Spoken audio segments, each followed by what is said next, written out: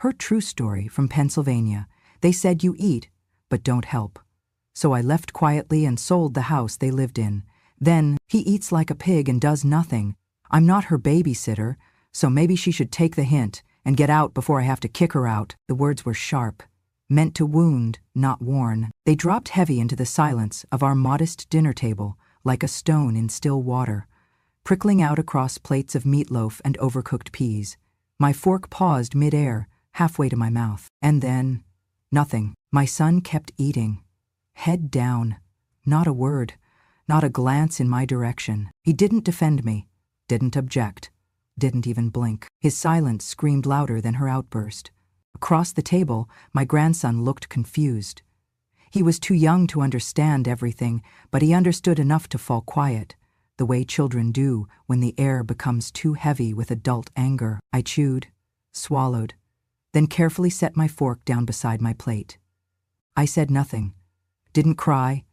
Didn't plead. Didn't explain how the arthritis in my hands made it hard to scrub floors, or how the pain in my back made bending down near impossible. I didn't remind them that I cooked when I could, folded laundry when my fingers allowed, or that I had spent my youth and then my middle age keeping this very family from falling apart. I simply began collecting the dishes. That was how I responded. Not with rage, not with tears, but with the quiet dignity of someone who had swallowed things far more bitter than insults. Later that night, I lay in the guest room, if you could call it that. A converted storage space with a single bed, no closet, and a single window too high to look out of. The ceiling fan above me clicked with every turn. I stared at it and waited for sleep that wouldn't come. From the living room, I could hear them laughing, Samantha and my son. Their voices low, a glass clinking, a TV show I couldn't make out. My grandson had long gone to bed. I didn't cry, but I felt something colder settle into my chest. A kind of quiet resignation that came not from one insult, but from years of slow erasure. I had been fading for a long time. Tonight had only sharpened the outline. I thought back, because that's what old women do when they can't sleep and no one wants their stories anymore. I thought of the years when my husband was sick, dying slowly, painfully, with dignity I helped preserve. I was the one who washed his clothes when he soiled them. I was the one who held his spoon when he couldn't grip it. I was the one who kept the house from falling apart with tape, string, and coupons cut from old newspapers. I thought of my son, Jason, when he was a boy, how I worked double shifts at the dry cleaners to buy him school supplies, how I sewed buttons on his uniform late at night, how I cheered the loudest at his high school graduation, though I sat at the back because we could only afford 2 seats and gave the front to his girlfriend. And now I was a mouth to feed. I didn't leave the next morning. That would have been too simple, too obvious. No, I stayed. I made coffee, just like I had every morning since moving in. I folded the laundry, picked up the toys left on the stairs, repaired a button on my grandson's jacket without being asked, but I said nothing. 2 days later, they left for a weekend trip, a family getaway. I was not invited. Samantha said something about needing space and just a couple's weekend. Jason avoided my eyes. Again. That's when I packed 1 suitcase, a small bag of documents, my rosary, and my leather-bound notebook. I didn't leave a note, just the house key, placed on the kitchen table next to a folded dish towel I had washed and dried that morning. I took the bus across town. No taxi, no help, just me and my aching knees. The care home wasn't fancy. In fact, it was one of the cheapest I could find that still had clean sheets and didn't smell like despair. The woman at the front desk gave me a form to fill. She didn't ask why I was there. Maybe she already knew. I smiled through it all, said things like, I just like peace and quiet, and it's only temporary, but inside I felt hollow. I sat on the edge of the narrow bed that night, in a room that smelled of boiled peas and bleach, and stared at the window. I could see nothing but the shadow of a tree, and for the first time I wondered, had I become a burden? Was I truly just someone who ate? That thought, that cruel, simple thought, sat with me into the early morning. But then, something else stirred, a quieter voice, one I hadn't heard in a long time, One that said, "What if they're wrong?" The next morning I brewed my own tea, just the way I liked it. I wrapped myself in the blanket I had crocheted myself 2 winters ago, and I picked up the phone. "James," I said. My voice trembled just slightly. It had been years since I'd spoken to my husband's oldest friend. He had once been our lawyer, helping us with the will, the insurance, the paperwork after the cancer. "Do you remember the house deed?" I asked. There was a pause. Then, a low voice. "Yes, I remember everything about that day." 3 days later, I sat in his office. The same dusty books, the same smell of leather and old papers. He pulled out a folder, slid it across the desk. "You should have received a copy," he said. I opened it. There it was. My name, the address, the signature. The house I had been told to leave, the house I had once fought to keep for my son, was mine. Fully. Legally. Since 1994. Signed over by my husband before he died. "I never told anyone," I whispered. James gave a soft smile. "Maybe now's the time." I took the folder. My hands were steady. I didn't know what I would do with this power, but I knew this much. I wasn't just someone who ate, and I would no longer let that be the last thing they remembered about me. 3 days after I left that house, I stood in front of a building I hadn't entered in over a decade. The brass letters still spelled out his name, James Callahan, attorney at law. James had been my husband's best friend. They played baseball together in high school, went to the same university, and somehow remained loyal even as life pulled them in different directions. James had helped us draft our wills, settled the insurance paperwork, and transferred the deed back when my husband's cancer diagnosis made everything feel like it was running out of time. I sat in the leather chair across from his old oak desk, surrounded by dust and legal books that hadn't moved in years. He looked older, of course. So did I. He didn't say anything when I walked in, just poured me a cup of tea the way he always used to. 2 sugars, no milk. When he finally spoke, it was quiet and without question. "You want me to pull the deed?" I nodded. James moved with slow precision, opening a locked drawer, pulling out a thick manila folder. He laid it down in front of me, opened it with a reverence that reminded me of a priest unveiling scripture. There it was. My name, full, legal, alone, address of the house, date, June 12, 1994, signature. My husband's trembling hand, witnessed and notarized.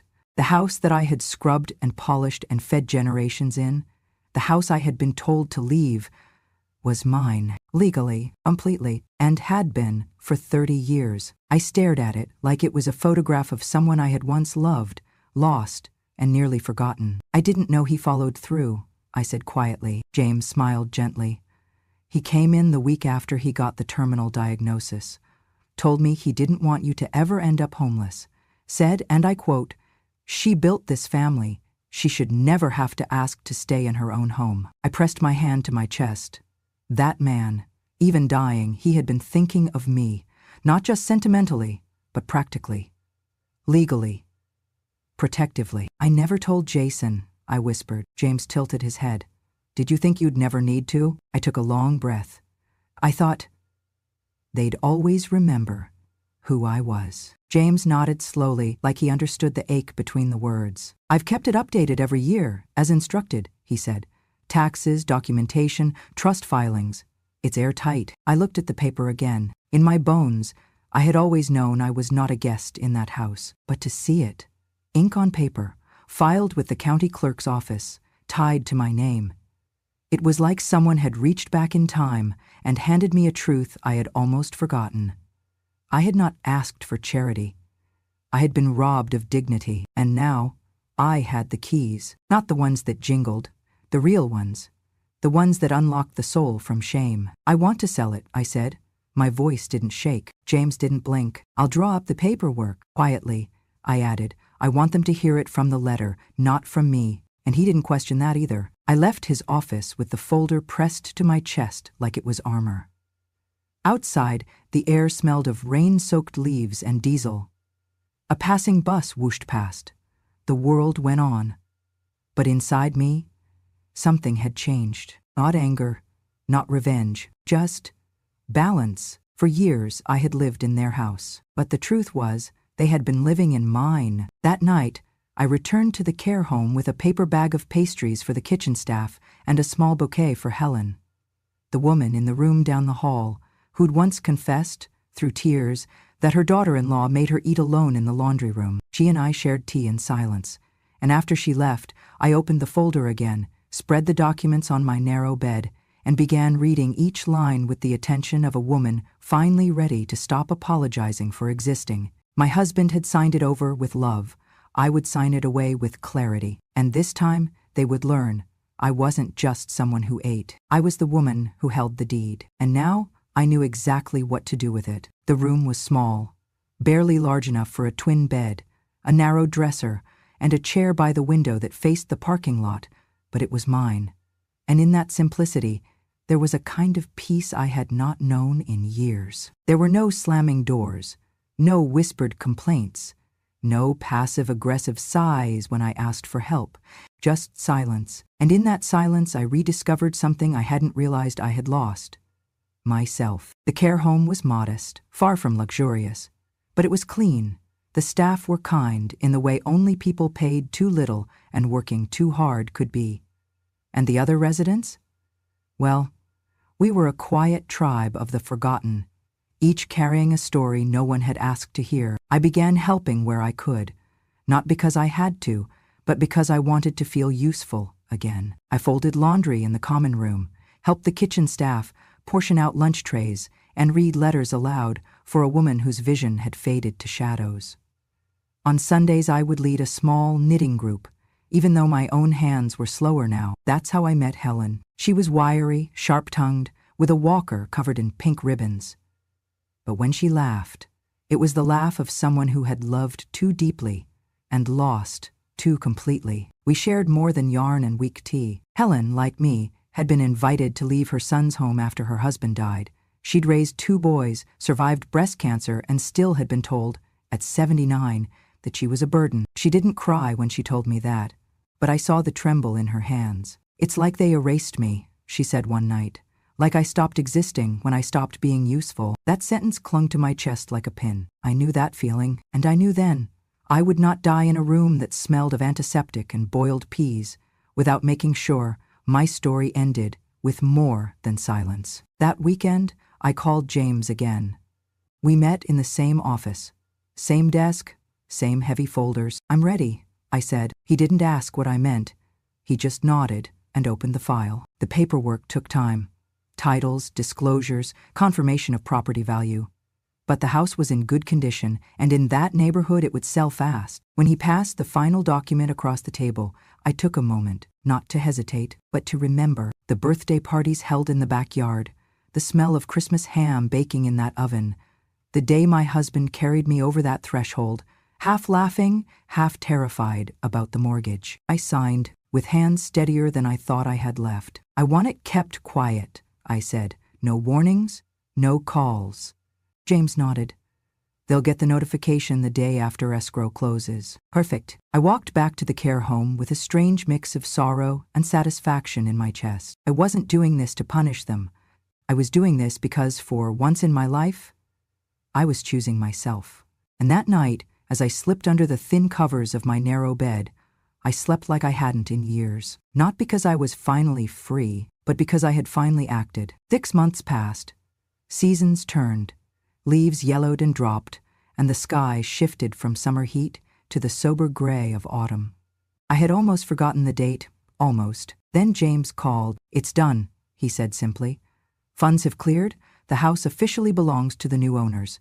You'll get the deposit statement in 2 days." I thanked him. I hung up, and I waited. It did not take long. The letter must have arrived that same week. Certified mail. One from the bank, one from the real estate office, and another hand-delivered, notifying them to vacate within 30 days. By Sunday evening, my son called. I didn't answer. He called again the next day. And again. And again. Finally, I sent a message. The transfer was legal. The home was mine. I simply took back the meal I once paid for. There was silence after that, for a day. Then it came. Samantha's voice, shrill and cracked with disbelief. "You evil old woman! You sold our house? This was our home." I didn't raise my voice. I didn't let my tone change. I simply answered, "No, it was my home. You just lived there, rent-free, Like I once fed you both. Now it's someone else's turn. She hung up. No thank you, no apology, just fury. I stood at the window of Haven House that evening, watching the lights flicker across the courtyard.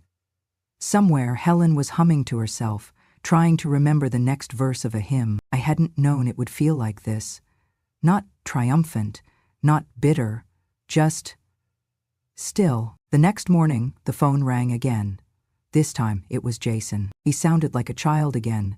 "Mom," he whispered, "we're gonna lose everything." I stayed silent. We have nowhere to go. The kids, Samantha's crying every day. I messed up. I should have stopped her. I should have said something. I let him speak. When he finished, I didn't argue. I didn't accuse. I said what I had rehearsed, quietly, in my heart. "I'm not taking anything from you. I'm only reclaiming what you thought I had forgotten. I'm not asking for love. I'm asking for recognition." There was a long pause. Then he asked the question I had known was coming. "Is there any way you can undo it?" And I answered with the truth he needed to hear. "Jason, I gave everything to raise you, and I never kept score. But the moment your wife opened her mouth and you said nothing, something changed. I don't want your money. I don't even want your apology. I just want my silence back. And this is how I earn it." The line went dead, and that was okay, because I had said what needed to be said. For once, I wasn't rescuing anyone. I was simply standing up for the version of me they thought would stay quiet forever.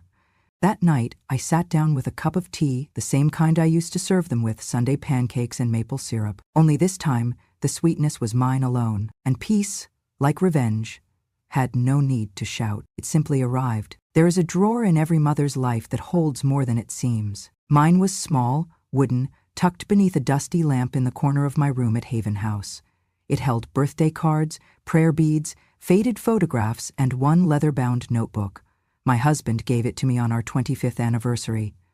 On the first page, in his handwriting, it read, "For the things we never want to forget." And I hadn't. That evening, after Samantha's voice had stopped ringing in my ears, I opened that drawer with hands steadier than I expected. The notebook smelled faintly of lavender and thyme. At first, it had been a place for shopping lists and recipes, quick notes from church sermons, a reminder to send a thank you card. But over time, it had transformed, quietly, organically, into something else, into a record, not of bitterness, not of blame, but of love, the kind given over and over, without ever being returned as a receipt. I turned the pages. 1994, Jason's tuition after he dropped out. $2,300, 0 cents. 1996, Kosing the car loan. Paid the first 5 months. $1,800, 0 cents. 1999, emergency room bill. Jason refused to let Samantha's insurance pay. $740, 0 cents. 2001, wedding gift. So you can have a real honeymoon. $5,000, 0 cents. 2005, covered rent for 3 months during unemployment. $3,600, 0 cents. 2008, bought crib and stroller for first grandchild, $1,200, 0 cents. And on and on. 30 years of quiet generosity. Moments I had forgotten, until now. Until being called a burden forced me to account for what I had carried. I kept reading. 2011, down payment for their second car. $4,000, 0 cents. 2013, replaced their water heater when it broke. $950, 0 cents. 2015, helped with IVF costs. $7,000, 0 cents. 2017, paid for Samantha's dental surgery. $2,100, 0 cents. 2020, pandemic groceries. $4,500, 0 cents, across 5 months. The total? Over $120,000, 0 cents. Maybe more. I had never calculated before. But now they had forced me to. I remember whispering to myself, I used to give without keeping track. But they made me start counting. And it broke my heart to see it all laid bare. Not because I regretted it, but because they had pretended it never happened. So I made copies. Each page, neatly labeled and organized. and I gave it to James, my lawyer, as a kind of living will, a testament not of material wealth, but of maternal labor. This isn't for revenge, I told him. This is so that someday, if they ask why, I won't have to say a word. The numbers will speak for themselves. He looked at me across his mahogany desk and nodded slowly. You're not wrong, Ruth, he said. You're just finally being honest about what it cost. I smiled faintly, not from satisfaction, but from clarity, because I had loved them more than they'd ever noticed. And now I had proof that my silence hadn't meant absence. It had meant sacrifice. That night, I placed the original notebook back in its drawer. But this time, I added one final entry. 2023, sold the house, built a new one, for women like me, called it Haven House, worth $0, 0 cents in interest, value immeasurable. I closed the book and whispered, they thought I was just an old woman who ate without giving. But I fed them, daily, for decades. And now I'm finally feeding myself. When the house sold, the money didn't feel like triumph. It felt like closure. I didn't spend it on cruises or new clothes or revenge. I didn't want to teach them a lesson. I wanted to build something that spoke louder than resentment. So I went looking, not for a place to live, but for a purpose. It started with a visit to a small building on the east side of town. 4 units, faded paint, a sagging porch that needed new wood, but it had good bones. And it was quiet. The agent looked at me like I was lost. Most folks your age look for retirement communities, she said. This isn't exactly luxury. I'm not looking for luxury, I replied. I'm looking for use. I bought it that day. Then I named it Haven House. Below the nameplate, I added a simple phrase, engraved into the wood. No one here proves their worth to stay. I didn't want it to be just a shelter. I wanted it to be a balm, and a place for women like me, like Helen, like the many invisible elders who'd been told they were burdens, who had been tolerated, not loved, dismissed, not cherished. It took a few weeks to get things in shape. I hired a local handyman, Tommy, whose mother had been in a care home too. He worked weekends for free, once he learned what the house would be. You're building something good, he said. Feels rare these days. We painted walls, planted herbs in old bathtubs turned into garden beds. I furnished the rooms with warmth instead of price tags. Soft chairs, good lighting, a kettle always ready. I invited Helen to be the first resident. She cried when she walked in. You didn't forget me, she whispered. Of course not, I said. We remember those who've been forgotten. Over time, we welcomed 3 more. All women with stories etched into the lines around their eyes. Some had been cast out by children. Others had outlived everyone they ever loved. There was Miss Beatrice, who used to be a school teacher. She still corrected our grammar with a wink. There was Marion, who once ran a flower shop and now grew basil on the windowsill like it was her life's prize. And there was Roland, our first man, a widower who cooked better than any of us and always had a joke ready. I became the unofficial manager. I bought groceries, organized doctor visits, helped them review their legal papers when needed. On Thursdays, I brewed tea and read the local paper aloud. On Sundays, we played records and danced in socks on the wood floor. One day, Roland paused while slicing tomatoes and looked at me across the counter. You know, he said, we're alive today because someone once called you a leech. I froze, then laughed, a deep, stunned laugh. Ironic, isn't it? I said. He nodded. You turned pain into shelter. That's more than most ever manage. That night, I wrote a new entry in my notebook. They called me a burden, but with the money from that burden, I'm feeding 4 souls who now sleep in peace. The house didn't have locks on the inside doors, not because we didn't value privacy, but because we had nothing to hide. We trusted each other in ways our own families had failed to do. One evening, as the sun poured golden over the porch, I stood with Helen, holding mugs of chamomile tea. Italy happy. I never thought I'd be happy again, she said softly. You're not alone, I told her. She smiled. Neither are you. And for once, I believed it. Because Haven House wasn't just walls and windows. It was a statement. A memory turned into meaning. And every laugh, every shared meal, every quiet nap in the sunlit chairs was proof that I was never just someone who ate and did nothing. I had been someone who gave, who endured, who remembered, and now? Now I was someone who rebuilt. He came to see me, not with arrogance, not with rehearsed excuses, but with the kind of silence that only desperation brings. It had been almost a year. I recognized him instantly, though he looked older.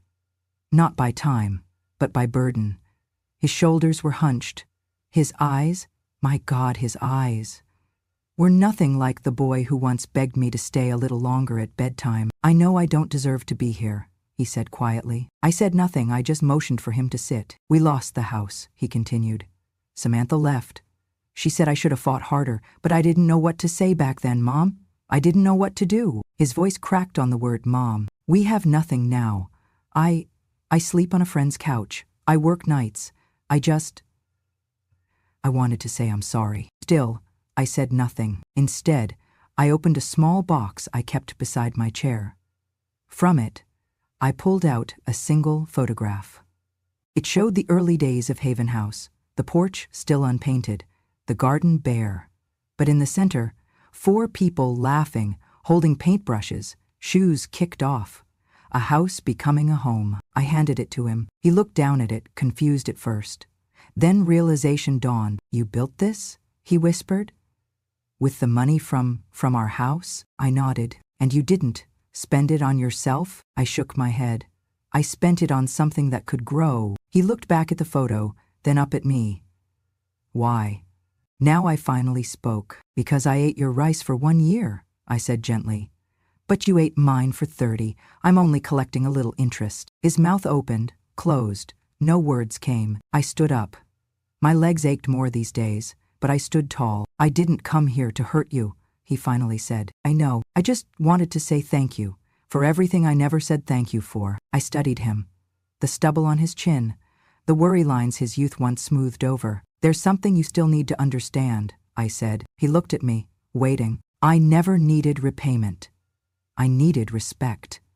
I needed to know my years weren't erased because I slowed down, that the hands that once held your fevered head weren't suddenly useless because they trembled." He lowered his eyes. "I forgot who you were," he whispered. "No," I said. "You remembered too late." A pause.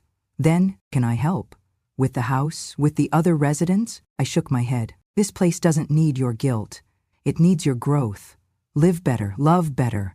That's how you honor what I gave." He nodded, slowly. As he rose to leave, I reached into the box once more and handed him a copy of the deed.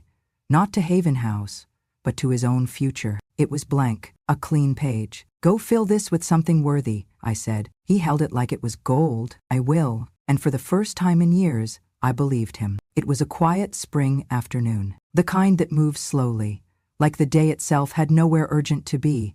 The breeze wandered through the trees like it was browsing a familiar bookstore, unhurried and content, while the scent of wild lilac and distant rain folded into the air like an old memory returning home. I sat on the porch of Haven House with a teacup in hand. It was chipped on the rim, just a little, but it was mine, and it fit the curve of my palm like it remembered me. I watched as the late sun stretched long shadows across the yard, laying soft gold on the gravel path and coaxing warmth out of the flagstone. Helen sat under the pergola, arguing playfully with Roland, her voice as dry and sharp as ever. They were at it again about green beans, whether to steam or sauté, add garlic or bacon fat. Miss B was on the swing, her hands moving steady through loops of yarn, knitting a scarf for someone who hadn't asked, but who would surely be grateful all the same. You might think this place is a care home, but you'd be wrong. This wasn't a place to be taken care of. This was a place where people remembered how to belong. These weren't just elderly residents. They were people who'd spent decades putting others first, quieting their own needs, and now, they were finally laughing, without fear. They were stories still unfolding, no longer shelved behind hospital curtains or family pity. I had just taken a sip when I noticed a woman approaching from the gate. I didn't recognize her. Thin, elegant, wearing a Sunday hat too formal for a Tuesday. She walked like someone who used to wear heels even when she didn't have to. The kind of woman who had practiced smiling with just the right amount of reserve. She paused, glanced around, then made her way up the porch steps and sat beside me without asking. Something about her presence didn't demand permission, it just settled in. "You're the owner?" she asked. I nodded. She looked around the yard again, the chipped bird bath with a single sparrow hopping in and out, the homemade wind chimes made of old cutlery and glass beads, the riot of mismatched flowers someone had planted out of rhythm, but not out of love. "This place feels free," she said, almost like a confession. She looked at me then, studied my lined face, the tremor in my hand that I no longer tried to hide, the softness in my shoulders that had once carried the weight of 3 lives. "Why don't you live with your children?" she asked gently, not as an accusation, just curiosity wrapped in politeness. I didn't answer right away. I let the question float between us, light as pollen, suspended in the hush of the afternoon. I let it breathe, then I smiled. "I used to," I said, "but here I'm needed, not tolerated. No one here asks me to mop the floors to earn my meals. No one expects me to apologize for being alive." Her eyes didn't widen in shock, just softened. Like she knew, like maybe she had one too.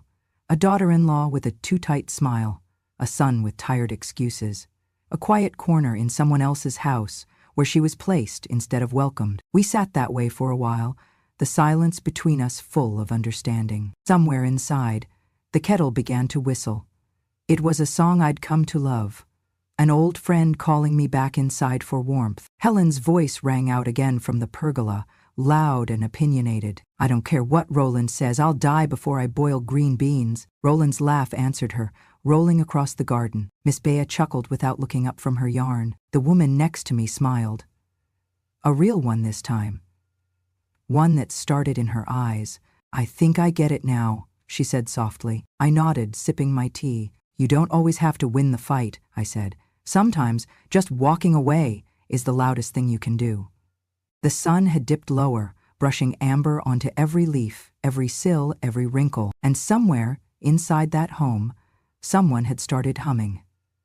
An old church hymn, out of tune, but not out of spirit. It wasn't grand, it wasn't dramatic, but it was enough to remind me that the quietest lives sometimes leave the deepest echo, enough to let me know that the years I thought were stolen had bloomed again. Here, in chipped teacups and green bean debates, and scarves no one asked for. This was my justice. Not a courtroom, not revenge.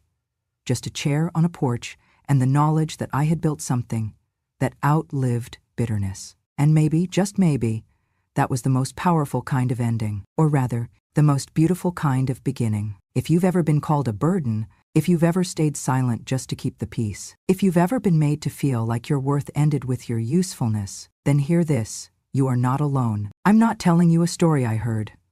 I'm not retelling something that happened to someone else. I am a mother from Pennsylvania, and I have lived this. Every bitter word, every cold glance, every thankless dinner and quiet ache that came from watching the people you once held in your arms look through you like furniture. And I have reclaimed every dollar, every sleepless night, every whispered insult they thought I'd forget. Because love, as I've come to understand, isn't always soft. Sometimes, love is standing at a kitchen sink after being called a burden and washing dishes anyway, because you know what kind of woman raised you. Sometimes, love is putting one foot in front of the other down a hallway lined with the laughter of people who no longer see you. Sometimes, love is signing your name on the dotted line and realizing that the only person who's going to save you is you. And sometimes, love isn't about staying. It's about leaving without slamming the door, without shouting, without asking anyone to follow. It's building something new, not for the family who left you behind, but for the strangers who needed someone to believe in them again. That's what I did.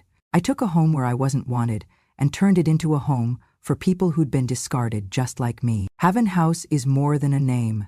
It's a statement that we do not have to die quietly, that our stories matter even if no one claps when we tell them, that the years we gave away freely were not wasted just because they were unappreciated. I didn't start out brave. I started out broken.